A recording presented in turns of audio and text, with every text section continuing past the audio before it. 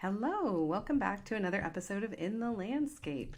I'm one of your hosts here in studio. My name is Kate Sadler, and with me is my co-host Charles. Good to be here. It is good to be here. We've slowed down our pace of recording just a little bit so that we're doing an episode every couple of weeks. That may change. We had a big break in December right around the holidays, but we wanted to be sure we're putting out new content for our listeners. And we certainly enjoy this. And so we're still coming up with new episodes and finding ways to get good information out to our listeners. Right. We love the feedback too, where people like all the encouragement. It's fun. Oh, definitely. Yeah. I mean, to even have people appreciate that. Check in on us. We sort of went MIA for a minute there, because we're not obviously professional podcasters, although we hope we've put together a good show, for our listeners. And we do run a full-time landscape design business, design and care. Right. And you're a certified arborist, which makes up part of our practice. So and we're busy. I mean, we're small enough. I mean, there's like a handful of people that work in the company, and we do a lot of partnering with other companies to fulfill different requirements. But when we get busy, I mean, it's all hands on deck. It is all hands on deck. And sometimes busy for a business can be trying to find new business. Right, correct, right. So we have a lot of great projects. We're really excited to be able to do work in a variety of different locations and for different clients with different needs. But sometimes we are in that sort of downswing where we're like the business development. We spend a lot of time. I mean, I reach out to fellow professionals that we partner with professionals. And so I spend a fair amount of my time doing that to develop. Because when we were physically in the Northeast, I mean, I'd see people at conferences. I'd be on properties, meeting the clients. We're not doing that. And a fair amount of business came about that way of seeing people eye to eye. Well, and especially because the business is supplementing or complementing what other landscape professionals are doing. So, for example, someone may have done the design and installation of a beautiful project, but we're the ones coming in to help maintain it, getting the boxwood in shape or rehabbing it or whatever. So much like if we're on a site, we may be looking at trees. We don't do climbing tree work. Right. So then we're in a position to kind of pass that on to our partners in that realm. So it's that kind of cool ecosystem of business building. But like you said, I mean, it's been a lot different, for obvious reasons. And like we talked about, there's a business, like have your elevator pitch, like to describe like within a couple sentences what you do. And the developing it, the business to business, that's evolved. I mean, like now it's working, because it's getting for like a landscape architect designs a landscape, but explaining like what we do to help maintain that, like to keep the design intent alive, so plants don't get overgrown or plants don't decline. And so there's, plenty of people, landscape design professionals, they don't have that much of an interest. I mean, they do the design and then they're on to the next project. That's, so it's getting the words in front of people. Now, other designers stay involved. And so they do, whether it's personal or professional, they have a big interest. Like, I want this to succeed. And they stay involved. And so it's getting the words right to communicate. Right. And then finding the designers where it's a good fit. Yeah, exactly. And we have had, like lately, there's been good success with that. Very good. Yeah. All right. So I'm sure some of our professional colleagues on here, well, maybe whatever industry you're in, can relate to, learning how best to communicate what it is you do and then connecting with people.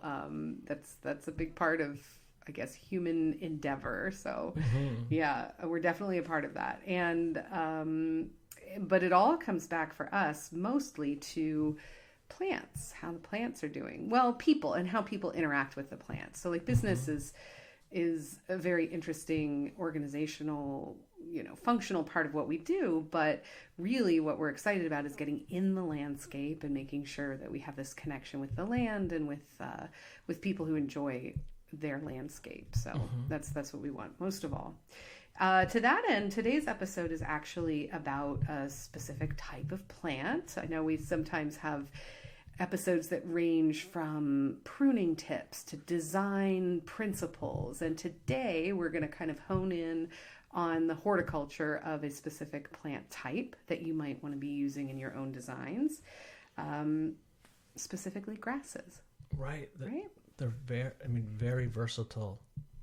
You think, what's a sustainable material? Bamboo. So you buy, whether it's flooring, I think even possibly textiles. I think fabric might even be. So bamboo is a renewable resource. It grows like a weed. It does. You want to be careful about planting it in your own yard as a design, right? Correct. Yes. But as like a renewable resource. And so bamboo is in the grass family. Yeah. So think of baskets, throughout history have been made from grasses. So grass is a very large family. And people have different relationships with, you might think of a golf course or a park where grass is the largest quantity of plants. Yeah. And where we're recording, which is in the United States, it's almost like the quintessential American residential landscape is dominated for the most part by grass in the form of manicured lawns. Like that's how you've arrived, is you've bought, your home in the suburbs and you have grass out front, like a big lawn that's kind of doing nothing. It just sort of sits there. Right. Ecologically, it's not beneficial. And there's, let's say there's fertilizers, pesticides, all kinds of interventions. Right.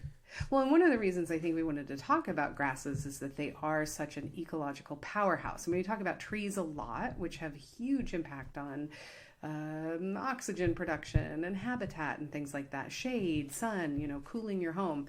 But it is confronting the use of grass in the traditional way there is something about the aesthetic that is like a lawn is, if you have this little cottage and the white picket fence, like the lawn can be pleasing. Not everybody wants like a lush English garden with all the flowers or hedges. And so it's like thinking about grasses in a way that is not just negative, like, rip out your lawn. But an orthodoxy, like it's so bad we can't have it, or the other extreme, like, I don't care about ecology, I want it to look this way. Right. And we're suggesting some ideas. Lots of compromises. Yeah, lots of compromises and some ways of having fun with grasses, because I actually it's interesting. I think I'm less a flower person than a grasses person. Although grasses can have flowers. We have what is the grass you have in the backyard? Muley, pink? Pink muley. Yeah. Which is the Gulf Coast grass. The flowers on that are really gorgeous and it's a kind pink, of heathery. Coming up with the right words, but like this soft, almost impression of flowers. Oh, right.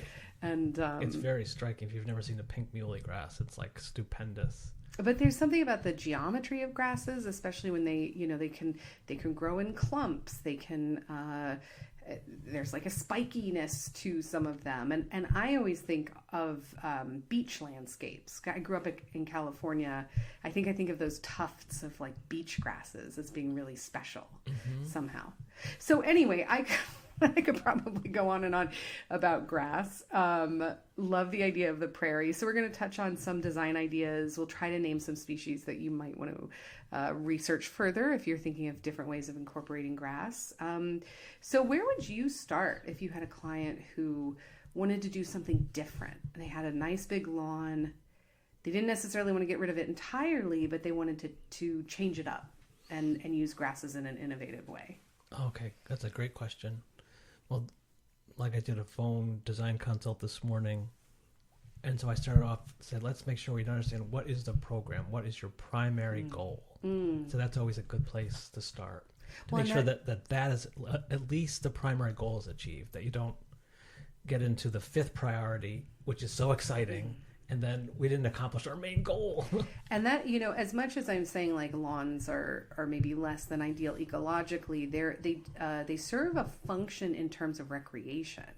So, soccer, non-American football is played on grass mostly. Like croquet. Yeah. Like sort of mean, there's very active recreation. Then there's like sort of leisure. There's like, I mean, there's competitive at every level, but there's like tossing a frisbee, playing badminton, sort of things, touch football. So I think saying program is really important because there may be areas where you do want to preserve a lawn type feel for the purpose of that recreation, because that does become a little bit more challenging if you have, waist high prairie grasses.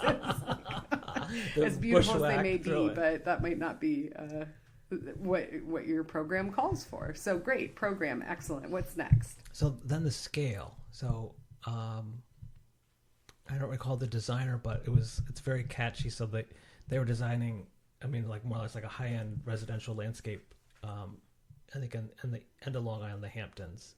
And so the designer said the clients wanted mown grass, and the client said it can only be the amount that you're willing to mow yourself with a push mower, like a real mower, not a gas mower, on the weekend. And he was kind of kidding, but he was also like, how much do you really need? If I'm taking a portion, like how much am I going to really eat? I mean, my eyes might be so big. I want the whole pie. Well, like one piece is maybe two. Absolutely. I'm a pie lover. I know, right? So if it's athletics, so let's say it's a large property and the front yard is 1.5 acres, and that's where, and there's hedging or a stone wall. I mean, for athletic fields, I've done that where I've researched what's the tournament for horseshoes or for for different athletics. So really measuring out like what are you going to do, how much do you need, and then working backwards. It's like, okay, we want like 1/3 of an acre, which is like so many feet by so many feet. An acre's 200 feet by 200 feet, which is pretty huge. That's a lot more than you'd need for most sports. And then once you have, okay, well, let's agree on the size that you want it to be turf, and then the areas that's not mown turf could be grasses that you don't mow, which is could be more or less like a meadow, where it's mowed once a year, which would keep down some of the trees and shrubs from coming up. And then amongst that grass or that sort of matrix, like what you'd see in a natural prairie, you have wildflowers that are growing up through the grasses, because the grass is relatively open. It's not that dense. When you have a meadow grass that grows up to, it could be knee height, waist height. I mean, there's taller grasses, and so through that matrix, and so that's still visually and programmatically, it's not heavy. It's not a dense hedge. Right. And so let's say you're looking out from your home or your office, there would be an area of grass that you're going to recreate on or gather on. Then adjacent to that, like we've seen in some of the parks in Texas do this now, the areas where you don't recreate, instead of having shrubs, it's native grasses like big blue stem, little blue stem, buffalo grass. And then amongst those, wildflowers grow up. So then there's continuous, I mean, in Texas, almost 12 months of the year, there's some wildflower blooming. And the allergies that go with them. Just kidding. Actually, it's the trees right now giving me trouble. But so I do think when we think of program, maintenance is a key consideration. That is a part of the program. Is your program that you're home to mow the lawn every afternoon, on a Sunday, right. Or is it to pay someone to come do that, because that's definitely a big business, or is that, prohibitive, something you're trying to get out from under, in which case these alternatives might be a good choice. So if you're, let's say, money's no object, like, the lawn mowing, that's such a small, inconsequential cost.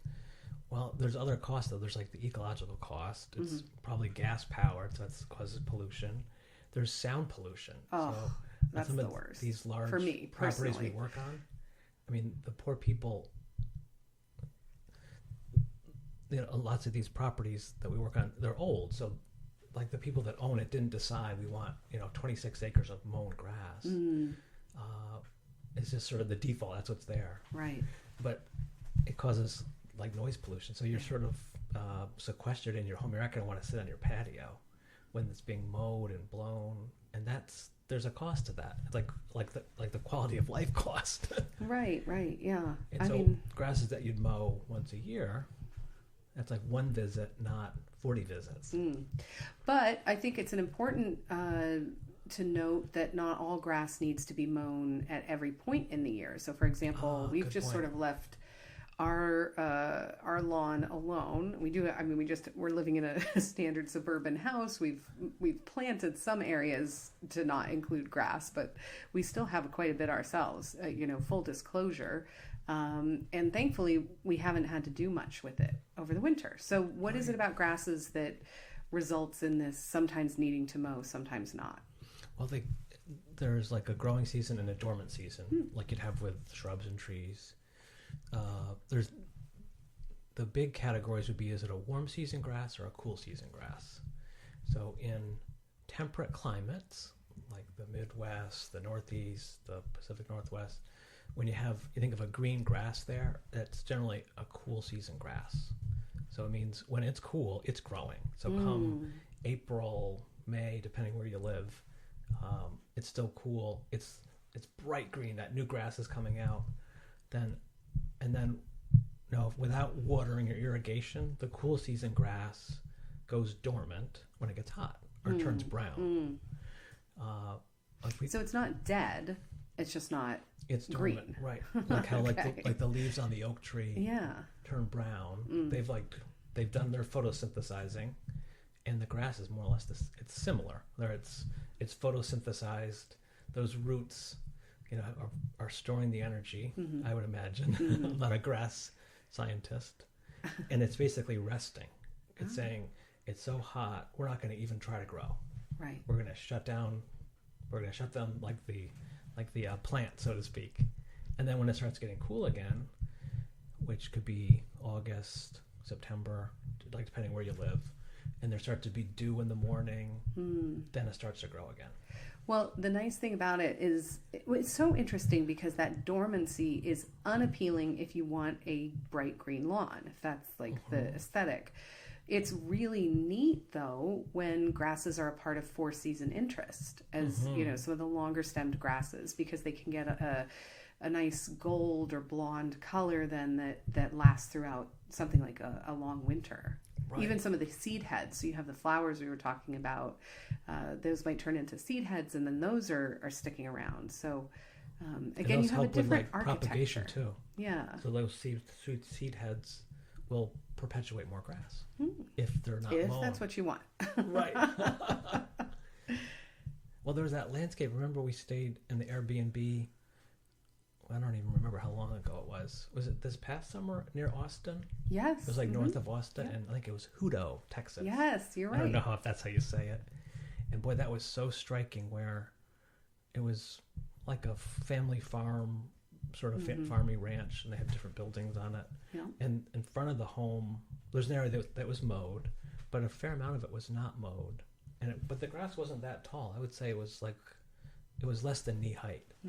And it was all blonde. It was definitely dormant. It was over 100 degrees Fahrenheit, but it was very striking. There were cedar trees and other evergreens that were coming out of it in this expansive blonde grass meadow.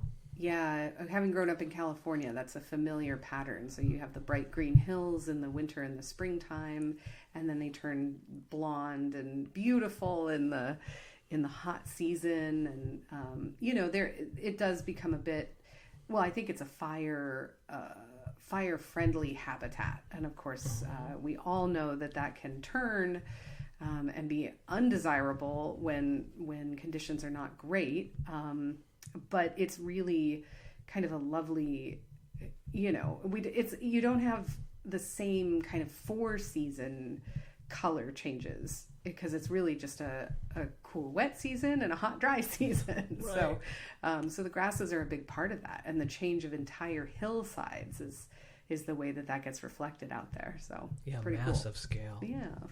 Well, a great resource we talk about quite a bit, the Lady Bird Johnson Wildflower Center. That's in the vicinity of Austin. They have a great description of how to plant a meadow, how to plant a wildflower meadow. I mean, grasses are like really the key component of a wildflower meadow.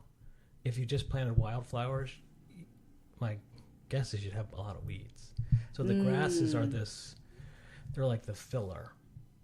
So you think makes of sense. Like you're making pasta with a red sauce. I mean, it's more pasta than it is red sauce, but the red sauce is the flavor, the interest, and that would be, in my experience, that's what a meadow is. It's mostly grasses, and the wildflowers are a component of it, and those really more or less poke up through the grasses. But as far as foliage go, they're not foliage intensive. So if you do want to reduce the impact of your lawn, are there some species that are maybe they don't grow everywhere, but have less of an impact, or you don't have to mow them or something like that? Oh, sure. Good point. Well, fescue is a family of grasses to be familiar with. There's all different types. Some of them, I don't know if they're all drought tolerant, but there's many types that are drought tolerant. So that is, no matter what you want to do, if you want, whether it's a golf course or ecological meadow. So fescue, it's not as vigorous. So if you're playing NFL football, I don't know that you want 100% fescue. I could be wrong. Like it wouldn't grow back if it were sort of torn up by high traffic. Right. There's things where the roots are more aggressive. No, I'm not a grass expert. Actually, at Cornell, they have a turf and landscape major expert. So there's people that, because athletic fields and golf courses is a big part. So there's folks that are researching to try to create better lawns that require less water. The USDA has a water-wise program, and so there's lots of great, and depending what country you're in, there's a Google search would be water-wise lawns, and there's all kinds of strategies. So fescue, there's fescue that you mow, and so if you buy sod or a seed mix, it'll have fescue's often one of the grasses. Then there's lawn that's all fescue. Then there's no mow fescue, so that would grow up to, the height of that is maybe 3 or 4 inches tall. It gets sort of long and shaggy, and it then flops over. So for areas like the intensity of your use on the lawn is important. If it's, let's say it's like a retired couple, it's like pretty low impact. So some of these no mow, there's grasses that you could walk on if you have, if you're playing heavy duty athletics and touch football, and there's 15 grandkids, and even pet usage, because I know 4 dogs. Right. Our dog has the same traffic pattern, and she actually runs like a ring into the grass. So there's a path on our outer fence border, she right? has to run around and make sure the borders are secure. Right. In Checking our little yard for possums or whoever's squirrels. out. Right. So depending on where you are in the world, there's ecological choices, and so fescue is one of the categories. The time of year that you seed a lawn is important. So generally, you could definitely want to research it based on your area. When I've worked with meadow consultants and other folks, you do it with some of that when the summer is just peaking. Like if you're in the Northeast, it's in August, you're starting, so it's almost at its hottest, but it's going to quickly start cooling down. And in Texas, I believe you do the work in the winter because there's some moisture, it's cooler, and it has many months to get established. Although it is important to do your research for your area, because I do know that there's a great deal of fertilizing that can happen just as grass is going to go into the dormant season, just because it seems like it would be the right time to do it, but it's really going to have very little impact on the grass because it's not going to be growing. So just that little bit of, we almost take for granted that grass is like an easy crop or an easy, plant medium to work in because it's so ubiquitous. But it can be one of the most difficult. It's very challenging, actually, to really get it right.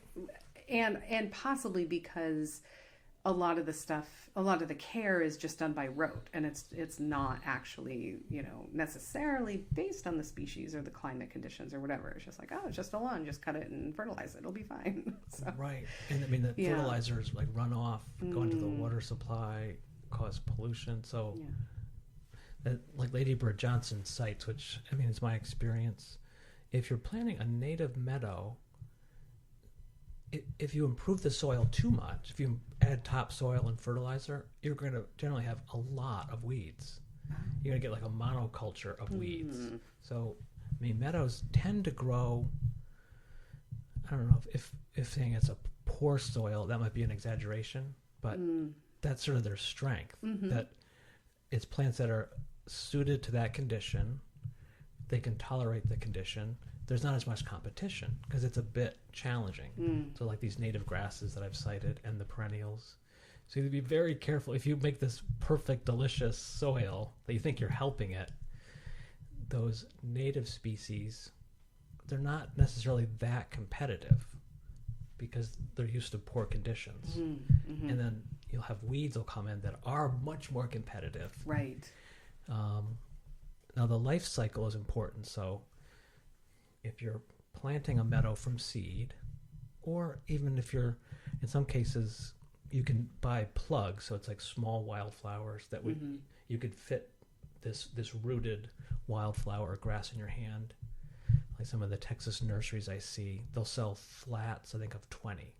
So it's like 20 coneflower, 20 muley grass, and so they're going to be maybe the size of a Dixie cup, each little plug. So if you're using that route or seed, it's about 3 years is the magic number. So the first year, the perennial grasses and flowers, the roots will be doing a lot of work. The foliage, not as much. So it's more or less will take 3 years for it to become quite vigorous. So to keep the weeds down, there are annual flowers and annual grasses that are very vigorous. And so those, in some cases, will only really last for a few years. So when you buy, as I understand it, some of the wildflower folks I chat with, when you buy a wildflower mix, a seed mix, like the average person buys it, which is readily available, in some cases it's mostly annuals. So it looks amazing the first year or two, and then they die out. So you want a mix of the flowers and grasses that will return, that are perennials, which tend to be slower growing. So there's not a lot the first year or two. And then it even says, so this is like Lady Bird Johnson, Wildflower Foundation, that by the third year, that managing the growth with a controlled wildfire burn is possible. And now that's, like they say, don't do that in your backyard. Right. Have an expert, consult an expert. And so see if your homeowners association is on board. Right, call your insurance. You're going to do what? So there, and you could start a wildfire if you're adjacent to wild land. So it's it's very, very serious. Yeah, I think they're probably talking to like large like municipal or government organizations that have the wherewithal. Because I do know when I lived in California, you'd see controlled burns all the time. So, but like the why would you do a burn is important and interesting. So you'll have invasive species crop up that could be native or not native that eventually will overtake the beneficial species. So the controlled burn will eliminate those, and then if you want it to stay a meadow with grasses and wildflowers, you'll start, like shrubs and trees will start growing up.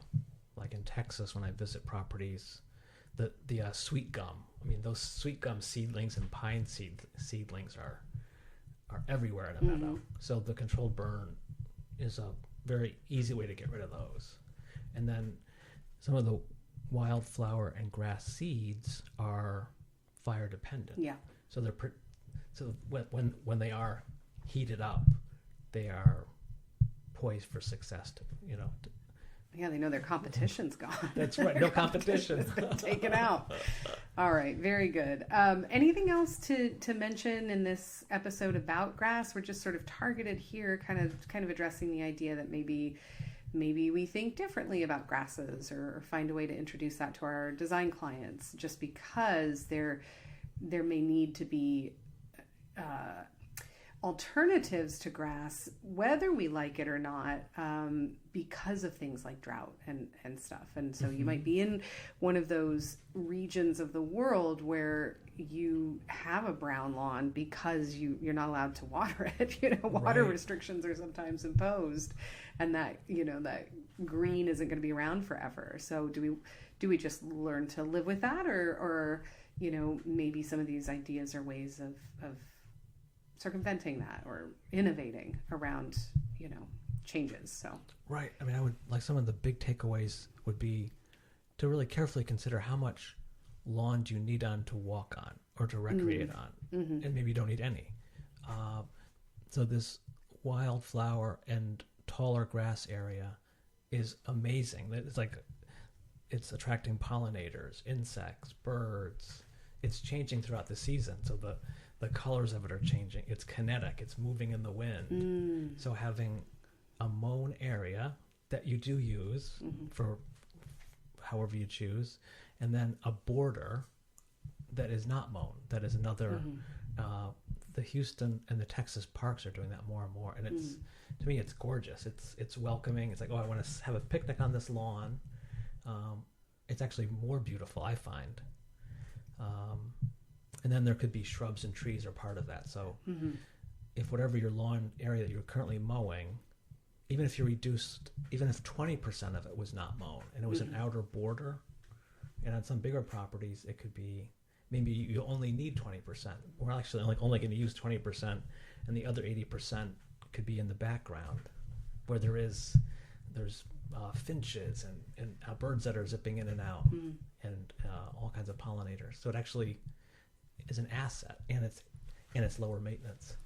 Neat. Okay. Well, grasses, near and dear to my heart, a fun topic to talk about. We'd love to hear from you if you have any questions about grasses or any ideas that we didn't talk about, or your own grass pictures. You can always share with us on social media. We love that.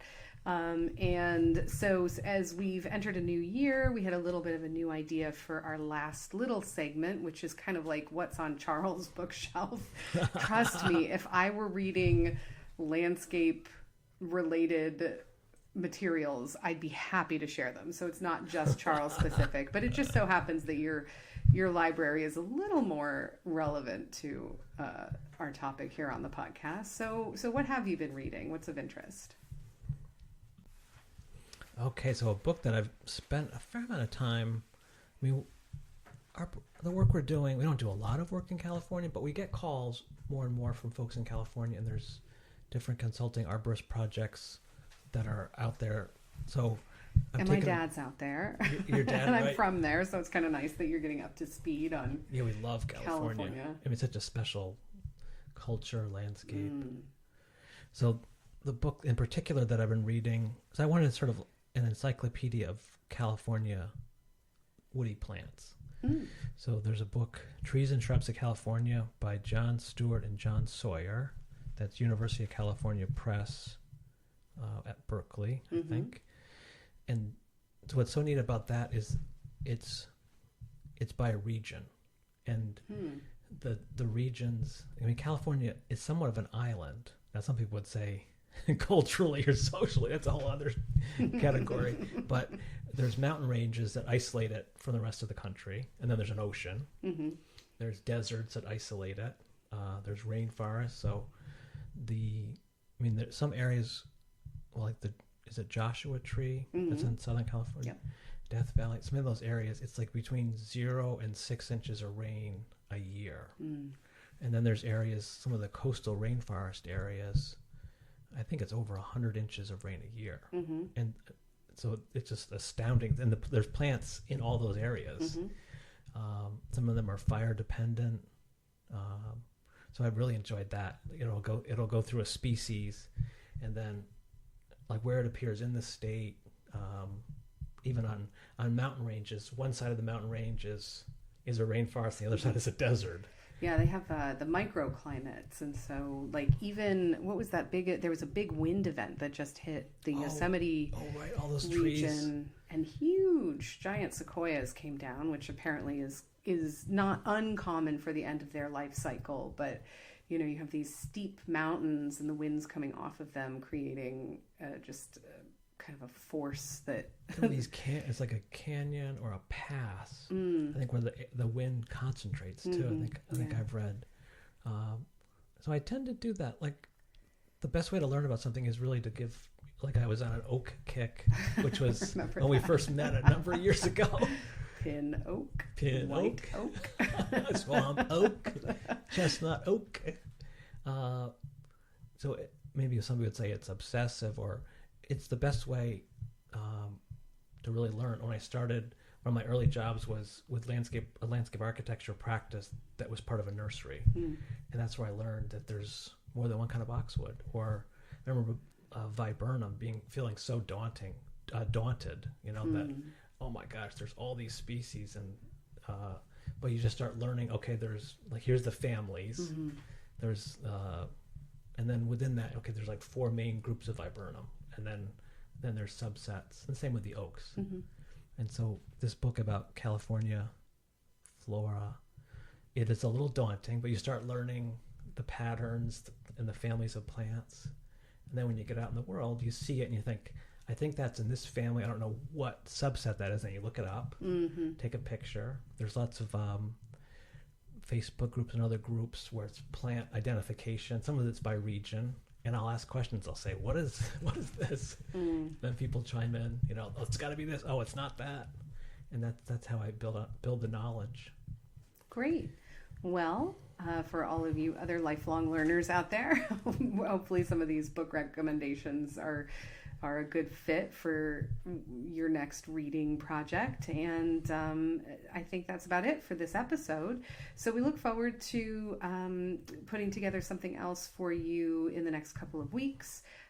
And again, if we get back up to a more frequent schedule, we'll certainly let you know, or if we can find ways of giving bonus content in between. We're always like trying to innovate in the field of podcasting, but you know, life is lifey, and so we're working through that too. So anyway, thanks again for tuning in, and we look forward to speaking with you sometime soon. Very good. All right, until next time.